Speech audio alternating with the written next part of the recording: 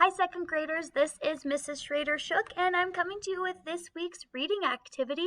This reading activity is all on relationships. There actually won't be any words for you to read, but what you're going to do is notice relationships between pictures. Because if we can notice relationships between pictures and images, then it's more likely that we'll be able to notice relationships between characters or storylines while we're reading. So this is coming out, relationships number 1, September 21st. You'll actually get a few relationships activities for you to complete. So let's get started with number 1. You would select your name, and then your activity looks like this. So on each slide, you're going to have a large image on the top in the center, and what you need to know and figure out is what image on the bottom has a relationship with the image on the top. Relationship means that there is something in common between the two. So the top picture is a rain cloud. It's got some lightning coming out of it. Does that have a relationship or a connection with a car, a tennis racket, or an umbrella? Now, there might be more than one thing that you think has a connection to that top picture, but your job is to figure out which one of those do you think has the strongest connection between the two. So let's say I think the car has the strongest connection to the rain cloud.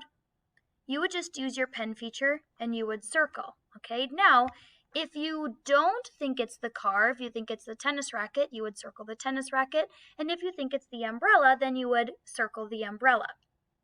Then you would move on to slide 2. Which of those bottom 3 objects has a relationship with that top seashell? Which of the bottom objects has a relationship with the leaf? Which of the bottom objects has a relationship with the pitcher? Which of the bottom objects has a relationship with the candy cane?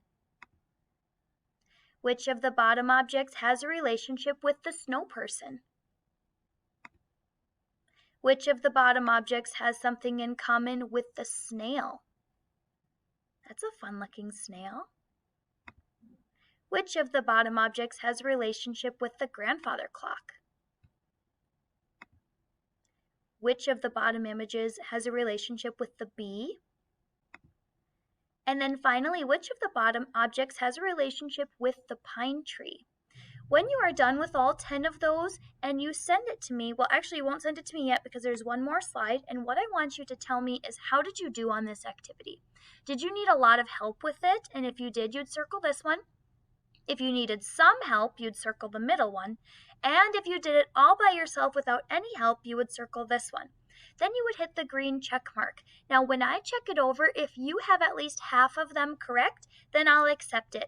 If more than 5 of your slides are incorrect, then I will send it back for you to fix, okay?